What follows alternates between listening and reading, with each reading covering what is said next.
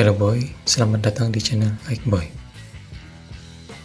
Kali ini saya akan membahas alur cerita dari game Call of Duty Modern Warfare 2. Call of Duty Modern Warfare 2 adalah permainan tembak-menembak atau first person shooter yang dikembangkan oleh studio Infinity Ward dan dipublikasi oleh Activision. Game ini adalah lanjutan langsung dari Modern Warfare 2019 dan menjadi game ke-19 seri Call of Duty. Game ini rilis pada 28 Oktober 2022.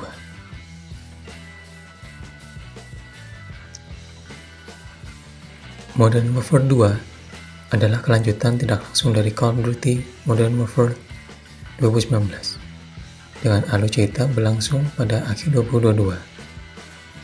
Karakter protagonis utama dari permainan ini adalah Task Force 141, unit operasi khusus multinasional gabungan yang dipimpin oleh Kapten SAS John Fish yang beranggotakan Season Carrick sebagai Guest, Letnan Simon Nilay atau Ghost, dan Season Jones McTavish atau disebut SOP. Sepanjang cerita, Task Force 141 didukung oleh beberapa sekutu. Yang pertama, Kepala Stasiun CIA Ed Lashorn, pemimpin pasukan paramiliter Rusia Nikolai, Komandan Pasukan Pembebasan Uzbekistan Farah Karim, Kolonel Pasukan Khusus Meksiko Alessandro Vargas, dan Season Mayor Rodolfo atau Udi, Komandan Shadow Company PMC Philip Gervais, dan Jenderal Sivert Angkatan Darat Amerika Serikat.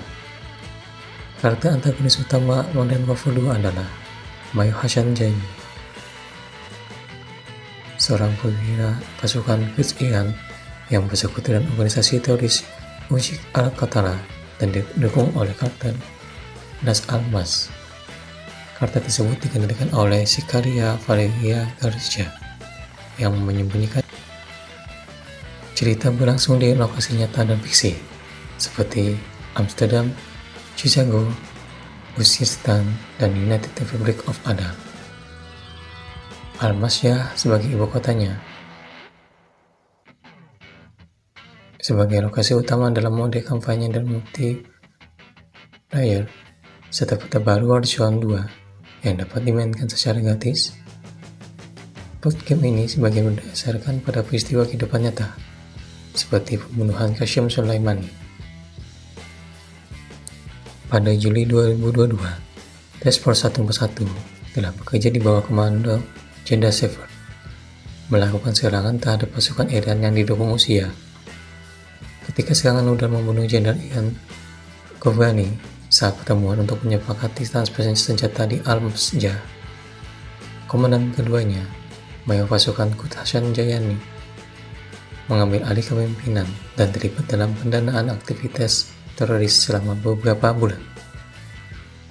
Kegiatannya menarik perhatian Sivert dan CIA sehingga memerintahkan untuk menurunkan marinir Marsos, pimpinan Letnan Simon atau Gosile, dan Season John Shop McTavish untuk menangkap Hassan al-Masya. Hassan telah melarikan diri dari daerah itu, namun Ghost dan Shop menemukan bahwa Hassan memiliki. Pengejaran terhadap Hassan berlanjut.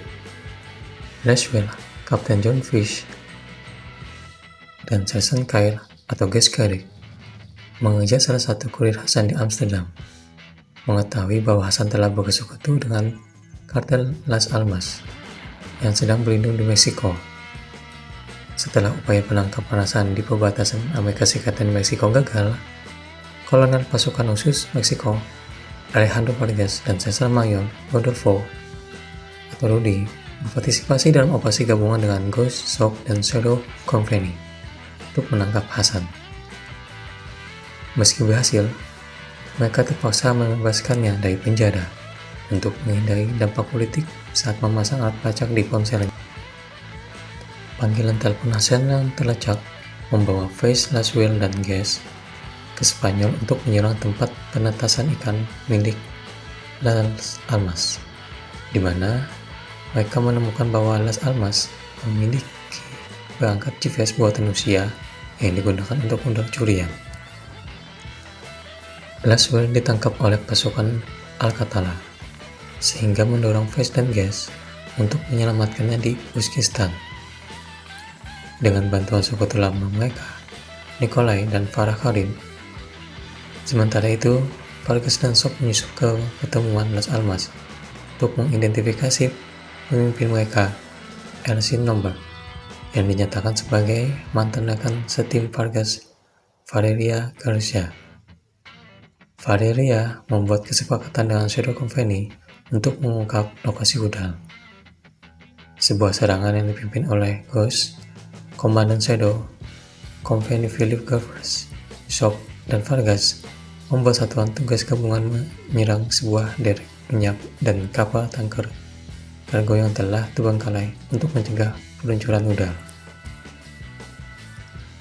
Terlepas dari misi yang berhasil, Gavras dan Shadow Company mengkhianati Vargas dan Task Force 141 dengan mengambil alih markas operasi dan menahan anak buahnya di bawah perintah Shepard.